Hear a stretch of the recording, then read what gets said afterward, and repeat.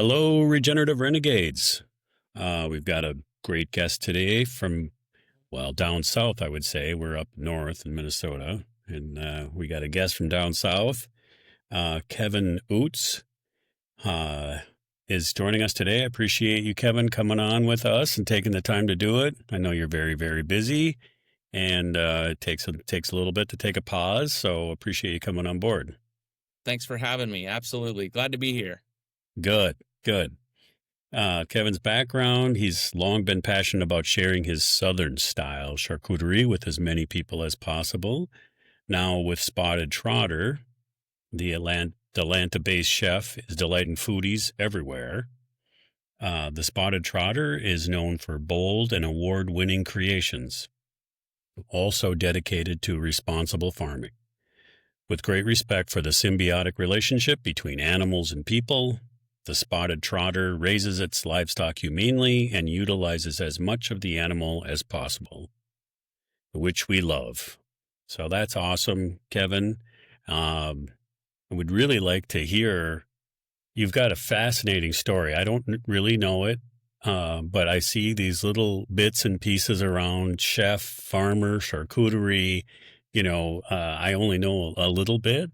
Yeah. So if you could start off by just taking us through, your journey of getting to this point and, where you see yourself heading. But let's talk history first and hear about your regenerative renegade journey. Absolutely. And again, thank you guys so much for having me. Understanding your business and what you guys do early on was just such an exciting thing, and just so much gratitude, because I know what the world that you're in takes to do, and what it takes to be up against. The food system that we're currently in is one that is going to take a lot of fixing. And I think having partners like you guys and knowing what you're into has just been an absolute joy to learn. I'm really excited to have to be on board and to be able to be working with you and to be able to have the opportunity to talk with you guys, and any audience you have. I certainly can attest that it takes one to get those people behind you, and I'm excited to be here. Well, let me just jump in there. We were very excited to find you. We were very excited to make those connections, because a lot of times in this space, you do feel like you're on an island. So the more connections we have with like-minded people and values, it's just great to discover basically a whole new world that we hadn't been exposed to in enterprise. So Yeah. Thank you. It's Absolutely. mutually respected.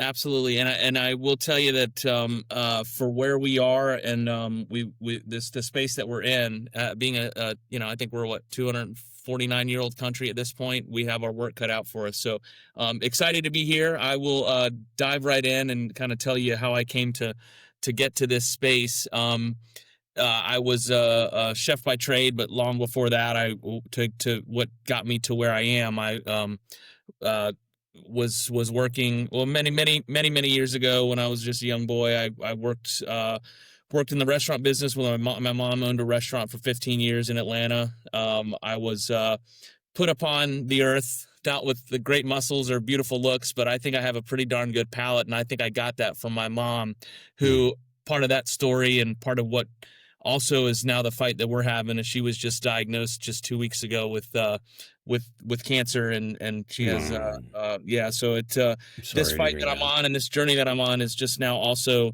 put a lot into play with that, and she is just the one that gave me my good talent and taste and flavor, understanding the nuances of great food, and being on this journey and having it come full circle for me is a part of what and parcel is to learn that she's got this. I think it's due in part to what we're putting in our bodies, and we can get into that a little bit later. But my interest in food was brought upon to me by my mother, and was something that I remember. I tell this story very lightly, but I remember just being as a young boy, having her, not to be weird, but she'd come up and give me baths, and I could hear her, smell the breath on her, the things that she would create. She would have big lavish dinner parties, and, she learned the culinary classics of French cuisine.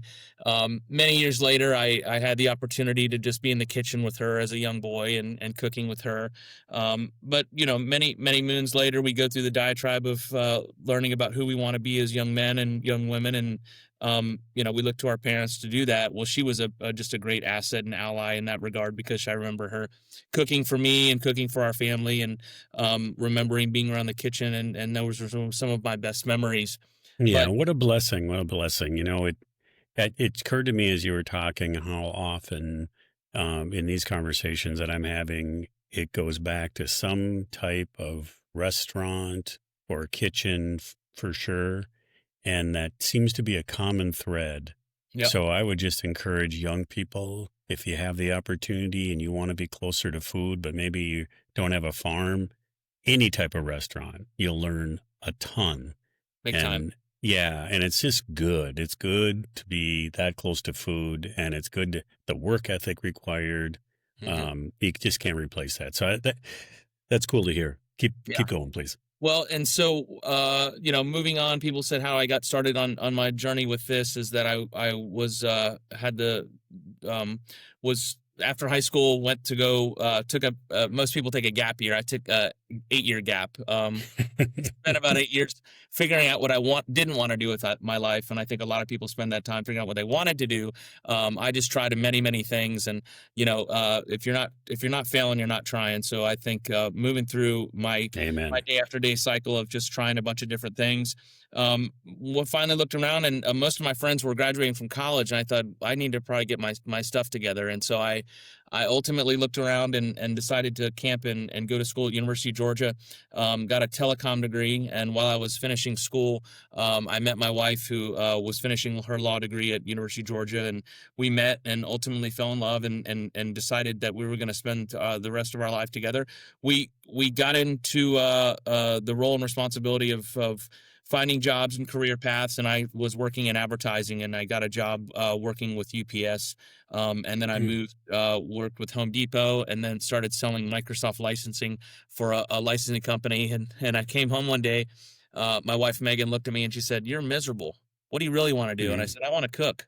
So onward and upward, we went and decided to put me through culinary school. She sacrificed a great deal for me to do that, and did that, and then went to go work for a bunch of great chefs here in Atlanta. Um, Went through the ranks and roles to get up and learn from the best. And so I had already, been through college and knew what I wanted to do. So I was very, very direct and trying to get through the to find who I wanted to learn from. And I actually had a interview with at the time, a very small PR firm called Green Olive Media, and they're still in business today. The woman that owns that company, Elizabeth Moore, sat me down and she said, "Here's a great chef here in Atlanta starting out, and he's on his way to doing some great things." And he was and did. And so I went to go work for, his name was Linton Hopkins, and he's a fantastic chef, eventually won a James Beard years later. But Hmm. under his wing, I kind of really understood and tried to really peg down what and how I wanted to learn to work with food. With Linton Hopkins, he was a fantastic chef, but what he did teach me, Matt, is that I was really trying to figure out at that time in our food community in the United States, in the Southeast. Southern food was having its kind of day in the sunshine, and so Linton Hopkins and a chef de cuisine that worked with him taught me a lot about seasonality and the really the perfect understanding of if we're gonna if we're gonna put food on the plate, it needs to come from our local region. And so when you start to think about the words farm to table and how that came into play, and Linton Hopkins was a massive proponent of that. He only worked with local farmers and local farms, and it really it stuck, and it did a very, very good job for me and it made a lot of sense. And you think Mhm. about, I came from an environment where Cisco brought food to every restaurant in the country, and I worked for my mom very early on in the early, late '80s, early '90s, and it was just a time when food was having its worst time, Yeah. because a lot of this just horrific things were happening in our food supply and our food chain. The chemistry was coming full on. We're raising half of our produce is coming from these farms in Mexico where they're growing tomatoes in the middle of January, and they're not bred for nutrients or Mm. flavor or how the food can help our bodies. It was more about how it could sit on a train and be shipped across to Connecticut. And so we lost a great deal. There was about a 30 to 70 year time frame when food was not being engineered for greatness. It was to the demise of our humanity. I mean, it really, truly, I hate to be so dramatic, but we're all filled with just tons of horrific diseases now, and it had to come with the fact that we were not doing the right thing for our food supply, and our government was allowing it to happen. And so at the end of the day, it was really about volume, not about nutrition. Volume and money. And Yeah. so we looked around, and for the rest of the time that I was a chef, I tried to go work for greatness. I wanted to work with chefs who had that like-minded understanding of where our food came from, the seasonality of it, regionality, and understanding, if you're going to buy it from your farmer that lives in your 3-state area, it's going to be better for you socioeconomically, nutritionally, it's better for you, it's better for the environment. And so it all started to make sense. And so, back in the late 70s, when Alice Waters put the apple on the table for an order for dessert, she said, "This is what food should be."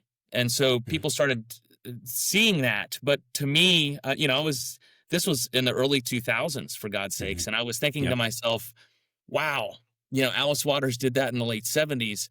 When you think about social agenda and social changes and how long it takes for those things to really, really have an impact, it's decades, right? And so to me, I thought, wow, well, I went out, reached the proverbial glass ceiling, as it were, in Atlanta, and I had an opportunity through some of the network and the connections that I had with the chefs in Atlanta, went to go work for the finest restaurant in the world, which was the French Laundry. So, you did? You so did? I had the opportunity to go work. You say that so nonchalantly. So I went up. Wait a minute. Pause. You went to go work where? Yeah. And so when I went out there, it really changed my life. I went out under the guise of a great baker, and he was a chef, a baker that started. Linton Hopkins has decided to start a bakery, and he had a baker that worked in Atlanta, and I started talking to him. But it turns out he was from San Francisco, and he lived in Napa Valley. Actually, I think he was from Nashville, but he actually lived with or worked at this place called the Acme Bread Company, and it was next to a bakery, charcuterie in the Napa Valley called the Fatted Calf.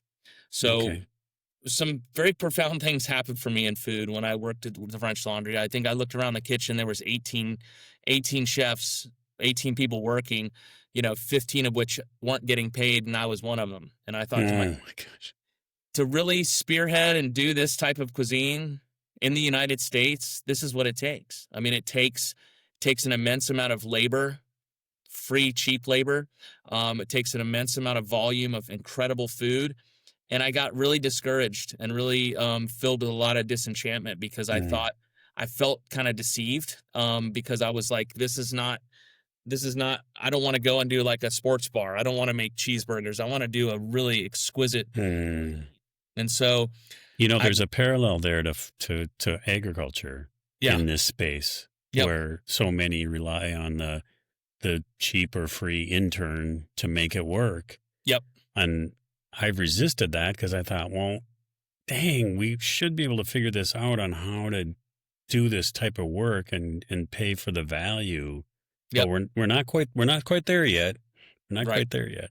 Yep. So that's a definite parallel. I had no idea that happened at the French Laundry. I thought everybody was doing well that worked there, Yeah. Well, and he has an incredible institution. So if you want to go learn from the best, you're going to want to go out there and you'll do whatever you can. And so I don't really blame Chef Keller or any of those institutions. Yeah. The idea is that, it's an education. Yeah, it's an education. So you have to take it for what it is. But we got to work on, there's a farm, the Thompson Farm is across the street. We got to farrow wheat. They had like 3 different varieties of heirloom figs and heirloom, just incredible produce. And these were all being grown within a block of the actual restaurant. So to be able to have that environment. And what's really neat for me coming from Atlanta, and if this could have come from any city in the country, the head farmer that Chef Keller hired, his name's Tucker Taylor, was actually started a farm in Atlanta that Linton Hopkins would buy the lion's share of his produce from. Oh, you're kidding. Wow. And so he got hired about a year earlier my wife and I made the trek to come out to San Francisco. We actually ate at the French Laundry, and this is a little side story. We were unaware that tip was included. So she always jokes with me that we tipped on top of the cost of and that's how I was able to get my externship there. But that's true. But, That's funny. it was just kind of funny. But Mhm. so anyway, I finally get the extern. I get out and I'm working. I wake up at 4:30 in the morning. I rode my bike from Napa Valley to Yountville in the morning. And when I was in doing that process, I passed that charcuterie, the fatted calf. Well, my understanding of this young man, Taylor Bodeker, him and his wife Toponia, partner Toponia, started this beautiful charcuterie where he really ingrained himself in the natural and the traditional way to make salami. For a minute, he's got a second. I think Toponia's family, they're second generation Italian, and he worked with some fantastic salami makers in Northern California. So he really did it the right way. And so for me to go and transplant, and I remember calling my father-in-law, who is a West Point grad, and he's like, finish what you start. You got to do what you finish, start what you finish. And I remember calling him and asking for his advice. And he said, you've got to stick it out at the French Laundry. And I was like, the things they were asking me to do, I thought I was a little bit above, like I was having to fold napkins and do you're doing the grunt work. And so I didn't come out there to do that. I wanted to learn how to cook, not from the best. So the projects that were put upon you were generally things that, you were there to really do those finishing touches that, to execute all these wonderful details that enabled you to have that sort of cuisine and that experience, which was lovely. But I'm sort of a bit of an impatient person and knew I had the opportunity to be in Northern California for a very short period of time. So I wanted to soak it up the best I could. So I walked into the Fatted Calf one afternoon and I said, listen, man, I know you've met through Alexander and he told me all about you. And I was like, can I come in and stage with you? Stage is a term you use, a stagiaire. It's basically free labor. And he said, sure, come on in. And so he said, I'll teach you everything I know. He said, one caveat. He said, just don't open a shop in Napa. Right. Well, right. That's when the light bulb went off because I'm from Atlanta, Georgia. People didn't even know what charcuterie was, much less, opening one. So we jumped in the car that afternoon. It was a couple days later. He was like, we're going to do a pig cooking at Robert Mondavi's brother's house. So we got in his car and we got two pigs in the back and we're rolling up the hills to Napa Valley and we stopped for gas. And I remember asking him, I said, how did you get started, Taylor? And he said, it's someone at the farmer's market at the Ferry Building in San Francisco. Well, that's when the biggest serendipitous moment happened because I was like, immediately, I know what I can do. I pick up my flip phone and I called my wife and I said, Megan, I know what we're going to do. And she's like, what's that? I said, we're going to open a charcuterie in Atlanta. You hear how quiet it is, Matt? That's how quiet it was on the phone that day. We're doing what? Yeah, I make that joke all the time, but it was essentially such that it's so neat to be in the 2000. This was in 2009, and to impress upon something in 2009 that nobody's ever done in the state of Georgia. It's a pretty neat feeling, And then I got back to California. I took my trip and spent the rest of my time working with Taylor and had to make the trip back. And that's how I came up with the name, the Spotted Trotter, is I had 14 hours in the car by myself. I better, use this time wisely.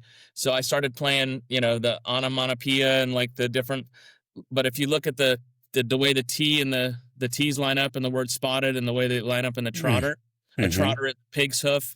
And this pig that's on our logo is a Cinta pig from Italy. It's got a very long nose and a very sweet meat. But it's a beautiful pig, and so that's where the name came from. Wow. Well, you answered one question. That was going to be a question. It's unique and it's cool. Yep. Then we get in the car and I get back, and I was so hyped, so excited to do this, and my wife was in full support. Thought I was crazy, but I rented a little deli. But that's why she loves you. She knew that when she married you. Right. So I rented kitchen space in an actual deli that was already there. And the woman let me come in. Her name was Lynn Sawicki, and she let me come in and she allowed me to rent space. The Department of Agriculture in Georgia said that you could do this, but you have to be out of her facility by the time she opens her doors in the morning. So that means I had to be there 4 a.m. and I'd work for 5 hours. After it was all said and done, Matt, I was doing about 800 to 1,000 pounds of meat a week by myself. Wow. So I would come in and I'd make fresh sausages, smoked sausages, bacon, do everything I could. I wrote all my recipes. And then right before we opened, I broke my leg. Oh. Well, I knew that I had to have a HACCP plan. Well, when you sit down to write your HACCP plan, you don't have time, or when you have a broken leg, you don't have time to do a lot of things. So I used my time really wisely. So I spent that time with my wife, with the Department of Agriculture, writing my HACCP plan to get this thing opened. And I flip-flopped. We did that. My leg broke before I was in making 1,000 pounds a week. So I apologize. My timeline gets a little messed up. But I wrote the HACCP plan, and then we opened and I rented the kitchen space. So we did that for almost a year. 8 months I was in there. I woke up many a morning crying, what have I done? This is crazy. This is crazy. Well, the cool thing about the chef community in the Southeast is that they're really tight. And so I started networking the best I could to all the chefs in the community that I had. I dialed in with I started the first slow food convivia in Georgia with the Cordon Bleu. We worked heavily with slow food. We worked heavily with Georgia Organics, a wonderful community in Atlanta. And so really trying to network through the avenues that I had. But one thing that Taylor taught me was if you use the best and you stay top line, then you'll always sell to the best. And so my understanding of how to make the product was to try to use the finest ingredients that I could. All humanely sourced, pasture raised, never commodity. And there was a lot of people in the community that were still buying whole pigs, but the labor had just gone through the roof, right? We opened our business in the end of 2008. So you remember what was happening in 2008, the bottom fell out of the economy. And so we really did our best to try to model what Taylor did, which was to buy whole shoulder, whole, primal, subprime or primal cuts, and then be able to make the sausages from that. So it was really cool because in the beginning, and so after I was out of that little deli in Decatur, we got our first bricks and mortar location, which was in a strip mall about 4 minutes from my front door of my home in downtown Atlanta. So had no business opening up a meat processing facility in a strip mall. All told, it was about 1,000 square feet. So we worked about a year. After a year and a half, we got Suite B and then Suite C. But the entire build out total was 2,200 square feet. For 10 years, Matt, we were making 5,000 pounds of meat in a 2,200 square foot kitchen. So we were doing 5,000 pounds of meat a week in a 2,200 square foot kitchen. So the strip mall worked out okay. No one kicked you out. It didn't have a loading dock. There was only one door to get in and out of. It was horrible. We were in that location, and while I was doing my deliveries, we were only selling to food service at the time. Okay. And we would get into the food service. We landed big accounts. We were getting into like the Mandarin Hotel, Ritz-Carlton. We got into Delta through Linton Hopkins. We were selling into some massive organizations. So my constant understanding of how to grow was like, I got to find a bigger space. So I would go and do, the deliveries and stuff. And I would always keep my eyes peeled about where I wanted to be, but I didn't want to lose the nucleus of the city of Atlanta. And I didn't want to, they were very loyal to us, and I wanted to make sure I stayed in the city. So I found the building that we're currently in, which was about a year and a half before the pandemic. We bought an 8,000 square foot building that we're in now. Okay. And I thought, it's great. It's 2 stories. It'll be perfect. It's got a freight elevator. Well, unbeknownst to me, I was not a master of understanding manufacturing, because having a building that has 2 stories and you're trying to manufacture something, lean specialists don't like that, nor do your employees, and neither do the economics of the, really it's about efficiencies. So I kind of bought the wrong building, but we've been able to make it so far. So it's been working okay, but we're really ready to grow. But at the end of the day, we started and we opened up and we were selling cases, and then the pandemic happened. So we discovered that we had to have a product line to get to market in retail. Yeah. So this is when the most serendipitous thing happened. We looked around and there was nobody that could slice and package our meat in the Southeast. Nobody. Yeah. Yeah. So we Which is finally, hard to find anywhere. It yeah, really, you know, yeah, it not, really is. So we found somebody, but he was in Virginia. He's oh, still co-packing our product today, but we are in the throes of trying to open up and possibly be the first slicing, co-packing, and slicing packaging line in the Southeast. And we're in the throes of getting that done until the economics of 25 hit us, and we're kind of put that in the parking lot for just a little bit. But ultimately, the story goes, we are in a place now where we've got 6 distributors. We are, pushing upon trying to build this thing out the biggest and best we can, but we just need more space at this point. Now, something very serendipitous happened with regard to the way we brought our product to market, Matt, and this is probably the most important thing about what we do, because there's a lot of salami and charcuterie makers in the U.S. yeah. But we looked around and we thought, what's not happening? You look at the history of the United States and the people making charcuterie, 2 countries have basically owned the entire market space. You know who those countries are? Italy. I Mhm. don't know the second one. Spain, Spain. Sure. right? But you Yep. know who they're not talking about? The United Just States. anyone else. Right. And so I thought, this is not right. I said, this doesn't Yeah. make sense. We're a 250-year-old country, and we're not celebrating the terroir. We're not celebrating our beautiful agriculture. We're not celebrating the breeds of the animals.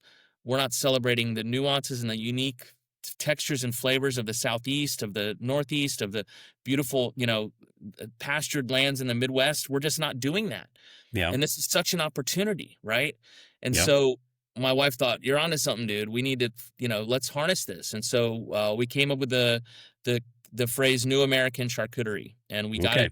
it trademarked. So we own the copyright and the trademark name, and we think we take a lot of importance to that. We think it's super super important to come to the best that we come and bring the best that we can, because we're representing the flavors and these wonderful, amazing makers in the United States, and we utilize some of their ingredients to help promote beautiful American-made charcuterie.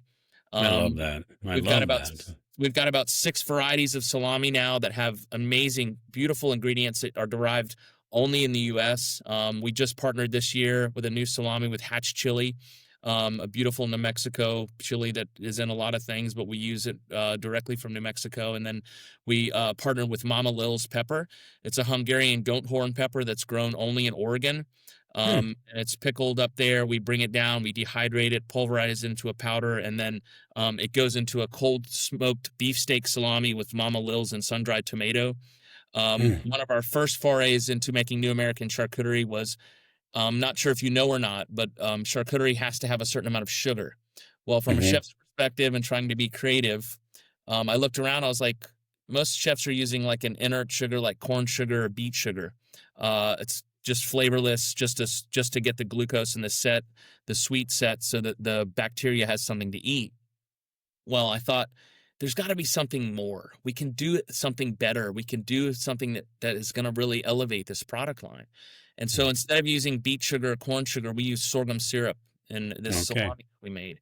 And so when the bacteria woke up, it ate the sugar but left the beautiful sour. Sorghum syrup is this beautiful umber syrup that's made by, it's a cereal grain that's cooked in these big stainless steel kettles, and it drips down, and it's got this beautiful dark color.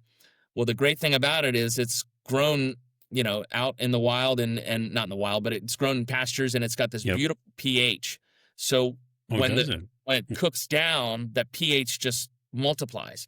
So Hmm. what we found was when the bacteria was eaten up, or when the sweetness was eaten up, it left that beautiful sour, but it also enabled the pH to go way, way down, and the acidity bounced up, and it just had this incredible flavor profile, but also cured in 2 weeks less time than Wow. a regular salami did. So we essentially had a What a product what a that discovery. was a happy accident. Yeah. So that I love product that. is called black pepper summer salami, and it's made with sorghum syrup and toasted black pepper. And then we started looking around the agriculture in Georgia, and we thought, what else should we celebrate in Georgia? And so we looked around at there's a noisette. It's a type of salami grown in France, or made in France, that typically celebrates the hazelnut. Well, I thought, what's the largest agricultural export in Georgia? Peanut. So we did a toasted peanut and long cayenne salami that we squished during fermentation, and it has this beautiful oblong shape to it. Oh, So yeah. that's I'm another one. looking at your menu on your website right now. There it is. I see Yeah, it. it And really. by the way, let me just plug your website. You can tell your boldness just by looking at the menu on your website. The flavors, the things I don't even understand, but there's Yeah, the black pepper sorghum, there's the southern smashed noisette. yeah. I mean, it's amazing. I was really blown away when I looked at your website. Thank you. Yeah, it's really cool. I mean, it's innovation. Yeah. Well, and the thing to me, and we can talk about it a little, but like when you think about the country's food system as a whole, we've gone through these, and I think about when did we grow our own food the most? It's like when people were doing the war gardens and like they had Hmm. these places to where there was a sense and urgency to grow great food. Um, we got really, really, and I use this term lightly, we got really lazy. Um, Hmm. and it really took us, it really harmed us, right? It took us away from knowing where our food came from, right? I mean, you can't even go to a grocery store now and find a butcher inside a grocery store, right? No. And so these sort of things started happening at the same time when we were growing our business. And I thought, this is getting real scary, right? Like we aren't Hmm. celebrating anything. And it's going to become a monoculturalistic culture where we're just going to be all inundated with these things that people tell us are okay to eat. Nobody's questioning what they're putting in their body anymore, and it's just getting real scary. Yeah. And so when we thought about the road that we wanted to take, it was we got SQF certified. We just got GAP certification on our entire portfolio of salamis as the highest standard in food safety and quality for the animals available in the U.S. today. That was something important that we wanted to have on the label. So we're trying to really help move the needle without trying to shove it down people's throat by doing Hmm. it in a way that, here, taste this and look how good it is. And that's the burden of proof. I want you to taste it and taste how different and better it is when Hmm. you use great ingredients that are made the right way. And it And is. I can yeah, say firsthand, you taste the product you make. Anything that I've tasted that you make so far, it stands out. Like thank you. it is amazing. And Yeah, sometimes, the differences are subtle, sure. but they're still there. Yeah, And the flavor and the like you say in your website, the marriage of those flavors and how to go about that. You can tell that there's an attention to detail there that's really driving at flavor and enjoying that food, whatever it is. yeah. I mean, there are things that you see out in public, whether it's a cracker or could be a drink of some type, but people are doing it more just to do it to be weird, right? Yeah. And I don't ever want to come across in our product line that we're just doing something to like, let's throw this on the wall and see if it sticks. We do a lot of R&D. We'll run a recipe 3, 4, 5, 6 times before we know that we've nailed it. Yeah. And ultimately trying to really help people get and understand celebrating the terroir and the area of the regionality of that food is so important. And I think that, most people have no idea that, when you think about Minnesota, it's like, what's something that comes from Minnesota? It's like people don't generally know, right? And Right. and it's a sad state of affairs when we're a 250-year-old country and we're not celebrating those type of things. I think when I first came into cooking, we had basically two things like bourbon and maple syrup. Like no one was Hmm. really ever talking about things that, came from a certain region. I mean, and I came from the Southeast, right? Like people think of New York as a big food mecca and like LA, but like LA has still had some challenges getting their food system and their food scene, harnessing and being excited about having that giant Mexico down there growing all that beautiful produce. And now I think, over the last 10 to 20 years have just finally started understanding, how great what they're surrounded with. Yeah. To me, I think about food meccas in my mind is like Louisiana. God, like the Hmm. and just enriched culture of the French and the Cajun and Creole and the Spanish cuisine that's available and the historic heritage of where those foodways came from. And typically it was celebrated in Louisiana, but if you lived in New York or I think the advent of the new Hollywood chef was able to bring a lot of that stuff to the table. I remember watching Justin Wilson on PBS as a kid, and him just waxing poetic about crawfish and the different seasonings and things like that. But really, that came about when you have the opportunity to market it and get it out. And Yeah. I was involved in that time frame, working when all those chefs came to pass with the Food Network and things like that. And it was really neat because those food systems otherwise would not have been probably seen a lot or as much as they are now. So and being able to do that with our product line, trying to celebrate those different areas of the country has just been it's been a valuable and important asset to help us grow and to also put great food on the table. And what comes to mind when you were talking about not, having strict standards about pasture raised, and then mentioning heritage breeds, let's say specifically of hogs.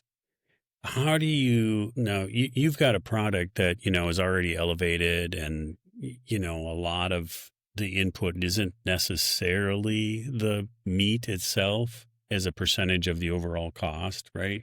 Because Yeah. it's a high labor kind of product.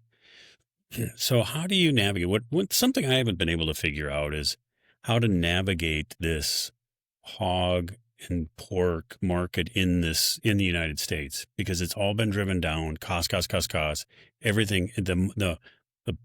The precedent has been set that, okay, pork is always cheap because it's CAFO cheap, it grows fast, cheap per pound. And you try to come in with something that, it tastes incredibly better Yep. due to genetics and practices. Yep. But yet to get through the gatekeepers to double the cost of goods, let's say, going in because of the practices, how have you traversed that? Well, I mean, if I could tell you that we've been in a business where we're massively profitable, we're not. I mean, it's going to take time, and I think what we've been hit with just in 2025 has been a real challenge for a lot of people, and understanding what these tariffs are doing to people, and the farmers they're in their own epidemic right now. I think when you put a product out, I hate to put that on the chefs, but it rests a lot in the folks that are feeding the masses, and generally having that educational piece, making sure that you're out there having those dialogues. And it's still, it's this is going to take, just like Alice Waters in the 70s, it's going to take your father, grandfather, grandmother, and grandkids all dying of cancer before people start to wake up and say, we got to change something. We can't continue to do this to ourselves, right? And that's been happening for a while. I go back to when I was a kid, and I worked, in lawn care, and Yep. having a chemical incident, but I've told the story before on here. But started doing research, and the highest incidence of cancer per capita in the 1970s, Yeah. 80s, 90s was Iowa per capita.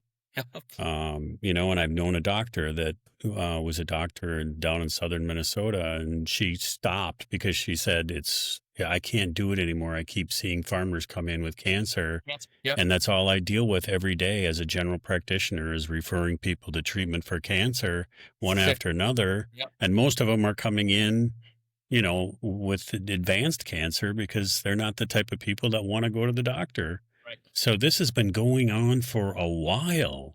A long time.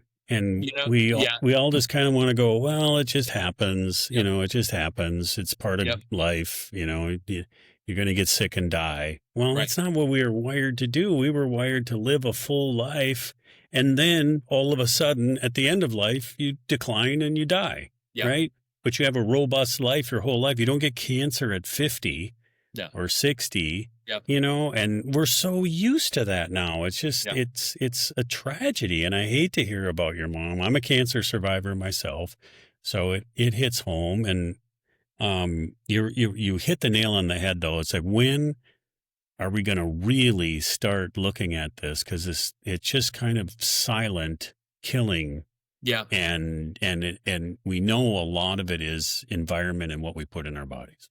10,000%. And you know what's so sad, Matt, is that we are now in a culture that we have been inundated by radio, billboards, television. Obviously, we're all carrying a cell phone now. Yeah. We have social media, we have Yeah. Facebook, all the ads that are running, and we've become immune to it, right? Mm-hmm. You can't go, and it's a little bit different in Europe. But let me just think about this for a second, and I want your listeners to hear this. You go to a kid's soccer game. I have a 4-year-old and a 6-year-old. The parents are bringing things like Cheez-Its and goldfish and to they're not understanding how bad these products are to put in their kids' bodies. Right. They're inundated with red dyes and fillers and all this carcinogenic seed oils.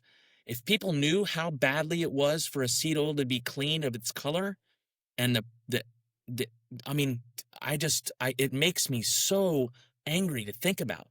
And we've Mm-hmm. allowed it in our food system for over 70 years. And we've been consuming it hand over fist without knowledge and understanding. And then you go through college, high school and college, you're eating Gatorade and all these other things that are filled with these horrific things. And we're continuing to just blindly put it in our bodies and institute daily routines where we go out every day and we work the fields, or we work work on the line, or we do this, and we're going to the Coke machine and we're buying this horrible stuff. And it's just normal. And then you get sick, you go into the hospitals, all the vending machines are filled with it. Yeah. And then here's the worst thing, and the thing that just beguiles me. We go to, I don't care what institution or park you go go see a football game, baseball game, college, you see billboards being advertised with hospitals and you're being inundated with insurance companies throwing you like, come use me to sustain the sickness that you're about to get from the foods that you've eaten. It's so messed up. And this idea that we think that it's okay. No one's questioning it. Our children go to school and they eat these foods that are they take a chicken breast and they can take it with a spoon and cut it. That's not chicken, dude. That's not what that food should do.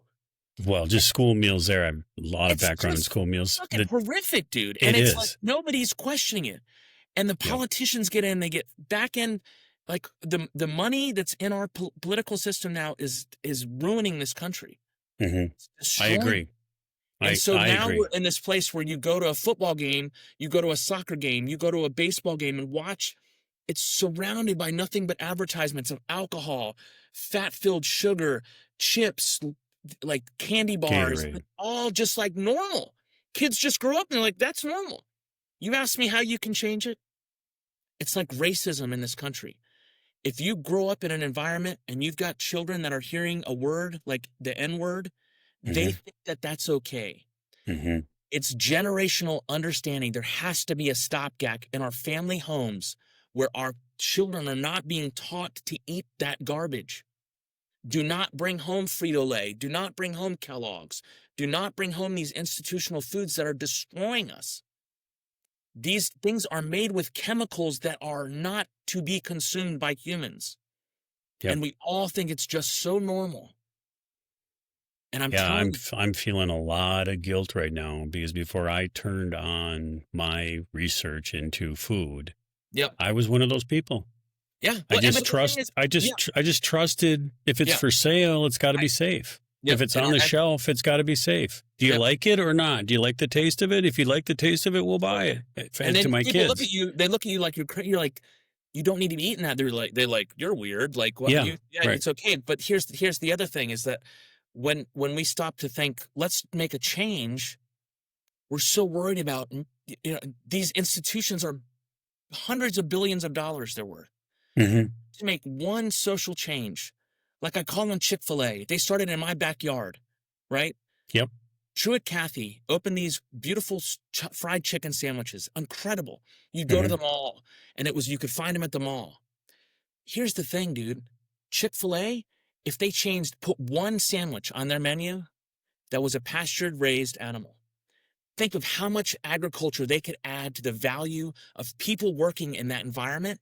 They could put good food on the table, and I guarantee you, Matt, if they did it, it would be the #1 chicken sandwich that they sold. You know how Yeah. many ingredients are you know how many ingredients are in a Chick-fil-A chicken sandwich now? Mm-mm. Over 53 ingredients in a fried chicken sandwich. Ooh. How's that even possible? The thing is like I was raised on that shit. Yeah. But to know that if Truett Cathy was alive today and saw what his family had put and done to that chicken sandwich, he'd turn over in his grave. Well, There are things. that's true of any one of these chains. You know, Yep. I just had a discussion about a Mexican chain that Yeah. is very big, and Yeah.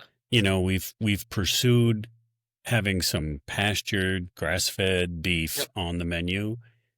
It's fine. It'll get on the menu as long as you sell it to them for the same cost as conventional. Right. Well, it's not possible. It's not they'll just run us out of business. It'll just completely eliminate us if we said, okay, we'll do that. Yep. We'd last 6 months and it'd be over. So I love your passion around it. Even when you live in the space every day, you still get numb to it. Yep. You still get numb to the fact that, oh, it's okay because everybody's doing it. Oh, Right. it's okay because I've had this before. Oh, it's okay because I was raised on this. Right. And you're right, it's not okay. And I love what RFK Jr. is starting to point out. Of course, I wish there was more going on, but it's right away, those dyes.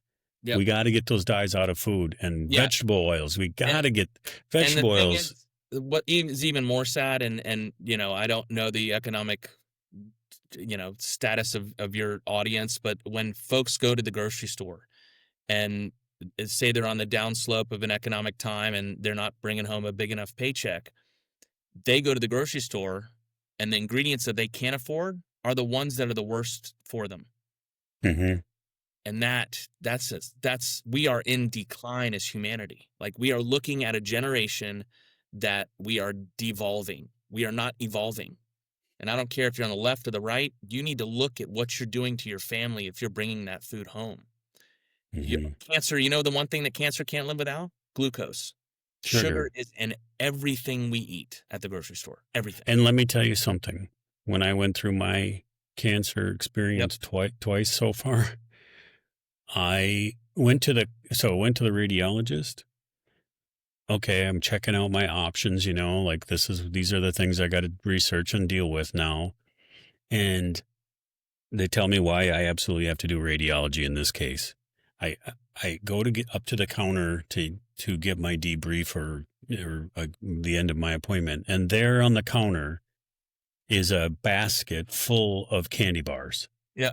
Well, I look around the waiting room and there's all these suffering people waiting for their treatment. Yeah. And here, why don't you have some candy to make you feel better? It's so bonkers. It's so, like, what are we doing? What are we doing? We're feeding this cancer victim with sugar.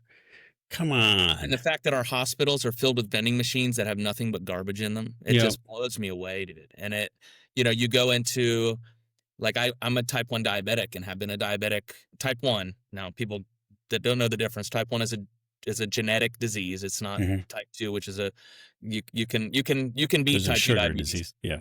I started doing intermittent fasting and started doing long form fasting about 3 years ago. Mm-hmm.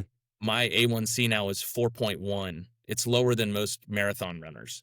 Now, you go to an endocrinologist and you tell them what's the most important thing you can do to be a healthy diabetic. They don't even mention fasting. You know why? No one makes any money off of fasting. They don't make any money off of it. But it is the #1 thing you can do as a diabetic to help get your A1C in control. I have a 4.1 A1C. But the idea, when the economics get involved and what we do as a community and as a culture, you don't ever think that it's going to go right. So you looking around and, like, what can you do at home and how can you help fix what's happening in humanity in our food system? It's to generationally, you're raising children now, stop bringing that food in your home. That's it. Grow some of your own whole foods. Grow your food, bring home whole foods. There's so many great things that we've lost identity with to learn how to cook and to understand the conviviality of food, to sit down and make a meal with your children. It's just it's something that is lost, and we need to get it back. But helping people understand it's not just about making the food, it's what you've done for the family that raised that food, and the people that generationally have, they're raising their own families growing that food. Hmm. um it's more than just that, and I think that we've lost, it's gonna be a tough battle, but one that I think that here at the Spotted Trotter and what we do, and how we make our product line, we want it to be the most delicious thing you ever put in your mouth, but we want to make it the best way we can. And to get back to your earlier question, is how to fight that fight with keeping the economics. It is a battle every single day. And trying to be, we are one of the most expensive charcuteries in the country, but Hmm. we are the best, and we will. You put it in your mouth, I'll stand my ground next to any piece of meat that you put in front of me, and I will tell you that it will be the best product you ever put in your Mm. mouth. Yeah. Um, but it goes without saying that it is not an easy battle, but I think it's one that when I move on into the next life or wherever I go after you die, I've put my energy and effort into something that will help make the world a little bit better when I leave. So tell me about other green shoots you say, that you've seen about that gives you hope. I witnessed certain things in the industry we're in, and while everything you said has to absolutely be taken seriously by anybody that hears it, Yep. what do you see happening that gives you hope? Right now, things that give me hope are, when you look at the outlay of what's happening with growers and groups around the city and around the country. I think there are still some great institutions to buy your food. Trying to look at, there's a fantastic farmers market that's been in Atlanta for almost, let's see, I'm 51 this year, and they started in 1974. It's called the Cab Farmers Markets, Hmm. but it's one of the most diverse markets you ever see. And finding those institutions give me hope, seeing that people, and they're busy every Monday through Friday. I mean, they're open 7 days a week, and they're always busy. Hmm. And so those things give me hope. I think, things that you do, obviously sharing that knowledge and information and education. There's great farms and farmers, and everybody makes mistakes, but like at the end of the day, people that are really occupying space to make the world better in food, those things give me hope. I think, people that question, um, the run of the mill, like those people give me hope. Hmm. I have a quote right above my desk: "The people who are crazy enough to think they can change the world are the ones who do." And Steve Yeah. Jobs said that. Yeah. But ultimately, people have to question, and I think that we've stopped questioning. Right? Yep. We're spending a lot of time getting angry at one another, when I think Yeah. that that's just a waste of time. That's what It they want is. We to could do. just learn from each other. Yeah, And you dude. And can decide what you want to accept or not accept. yep, Everyone has their own yep, mind, but yep, just be open to learning. yep, Please just learn something, totally. and accept maybe that you are making mistakes, Yep, because like you said, we all do. We're yeah, making mistakes. I made a lot of mistakes in food in my life for yep, decades. big time. And now is our chance to do something about it. I guess what gives me a little hope, I don't know if you see this, but this generation that's coming up, they're looking at food differently than I Yes. did. Yep, They're saying it's a reflection of my values. It's a lifestyle. It's an experience. I'm not going to just take it lightly and say whatever gives me energy, I'm going to eat. yep, That was my generation. yeah. Um, so that gives me some Instead of, hope. instead of spending $180 on a new pair of kicks, they might be looking at, well, I'm going to go eat with my friends at this great restaurant, or go buy this really cool esoteric cuisine. I do see that, and we are seeing Or that a make lot. it at home. Or Yeah, make it at exactly. home, Yeah, and buy my next coat at Goodwill, yep. Yeah, and that, we're seeing a lot of that. Even people in high fashion are doing much more thrifting, but I think, the top end of that and the ceiling of that is that they're looking out, going, if we don't make some fucking changes soon, this world's gonna be in a really bad position. And I think that, people start to think and start to question and start to understand, if we continue to abuse nature and abuse the natural world the way we are, it's not And going to be. abuse our bodies. Yeah, and abuse our bodies, they're not going to be here, you know. Yeah. And being a type 1 diabetic, I've had to sort of be pressed upon and forced upon me, but you know, and I'm grateful for that because I have 2 little girls that will drive by. It's to the point where it's getting a little annoying, but we'll go by a fast food restaurant and they'll be like, "Ooh, gross," you know, and I'm like, No. you know, that's what I want them to really be cognizant of and understand that those people aren't not looking to sustain. And here's the craziest thing, Matt, and I think people have lost so just much touch with this. It's like we are sustaining our thoughts. We're sustaining our ability to come in and wake up every morning and see our children and see our grandparents and our parents. And if we don't put things in nutrient dense in our body won't be here to thrive and do that for Right. those people and be here for ourselves and to have great thoughts and thinking. And it's so right in your face.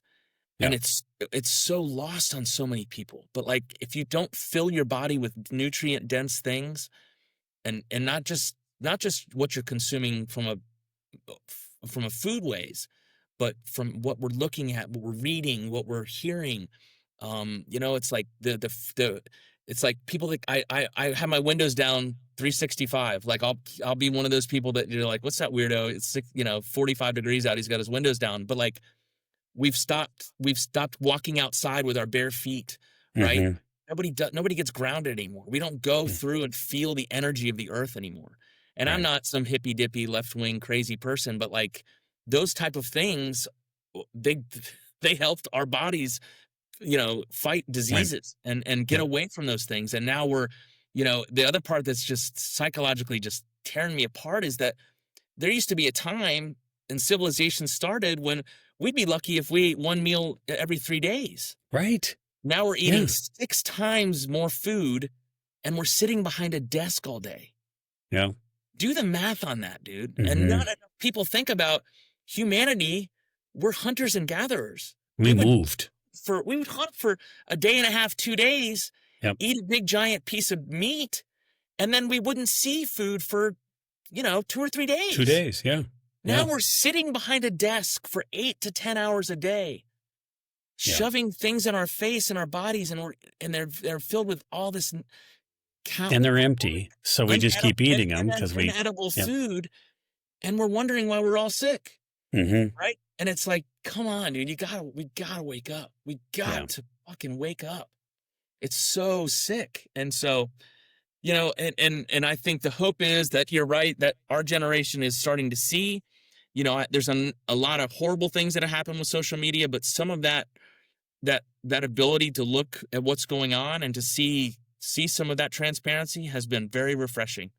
Well, I love what you hit upon about just, you know, the relationships and living to our fullest potential, whatever it is, has so much to do with how we take care of ourselves first.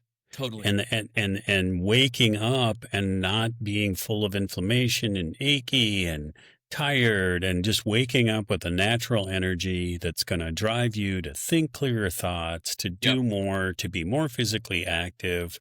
I mean, if someone could fast forward to the groggy kind of poisoned way of living and just know the vibrant nature that we have naturally, they would make that change faster, I think. Big time. And I'm a hypocrite because it took me years to get there, and I still haven't. There's no destination, but I'm still on that journey. But I know that I can feel good from 5 a.m. to 9 p.m. and not even think about being tired. Right. You know, like I can just do it, and I don't even think about it, and I enjoy the hell out of it. Yep.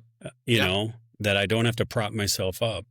Right. Yeah. And it's all possible through 100%. through food and a little bit of management, a little bit of thinking about what activity we need. Yep. It's all very, very possible. Yeah. And I think you're talking about the culture of, you know, the generation today, the way that they're coming and thinking about, you know, occupying enough space in their day. There's the time blocks are what they are. We only get 24 hours a day, but being able to spend more of that time focused on sustaining their body and their mental stability. It's like you get people all the time that get frustrated with people thinking about how, oh, I got to have a mental break day. Well, 20 years ago they would laugh you out of the office if you said that, right? But now it's like you really have to think about, you're going to get 10 times, and these are the Asian cultures have been thinking about that for centuries. It's like Yeah. they want you to be refreshed and have a good sense of mind. And working in the culinary industry, you were lucky if you got 12 minutes by yourself, right, Yeah. to think about what you're doing. And so there was a big change, and I think around when Anthony Bourdain had committed suicide, and we were thinking about people in the kitchen and helping people have, you got to come to this. It's war every night. You're gonna be Mhm. best bet on the table. You better be ready. And so, but I think in the world we live in, looking at the youth of today, I think helping them understand and supporting that notion of coming to the table with a good, enough, spending enough time taking care of yourself, right, and making sure that your body's good, that you're sustaining it with the right exterior things and the right food and the right liquids, and you're putting those things in your body. Because my hope is that you're going to have kids one day, and you're going to be able to help them understand that generational change, and that does give me hope. I think those are some really significant things. I'm glad you asked that question. Well, yeah. Well, you answered it very eloquently and spot on and passionately. So, Kevin, I want to thank you again for coming on. You're going to inspire very, very many people through this Awesome. podcast, but also in the broader world. And I hope so. and you ooze with energy. And you say you're 51, right? You said 51. I'll be 51 in January, but yeah. 51 coming up, and you ooze with energy of a 21-year-old. So, Thank you. yeah, well, it's just obvious. And, you got to ask the question, if you're listening, where's this coming from? Yeah. Where is this coming from? Yeah. So, well, I just appreciate so much what you're doing. Appreciate the projects we're working on together. I hope we can continue to work together and push this food fight forward. Yes. 100%. And I I I tell want to say I hope we can see progress every single day Yeah. in that movement. So Yep. I tell thanks people, again, Kevin. eat less meat, just eat good meat. That's Yeah, the that's right. Yeah, that's the yeah. way to Cut go. it in half, and Yeah. cut your portion in half, but make it really, really good, because That's you'll it. get more nutrition anyway. That's it. So yeah, 100%. Thank you guys so much for what you're doing, and I love the energy, love what you guys are after, and I'd love to help in any way I can. I'm looking forward to working with you guys. Thank you yeah. again. I really appreciate it. Likewise. Yeah. Take care of yourself. All right. Thank you.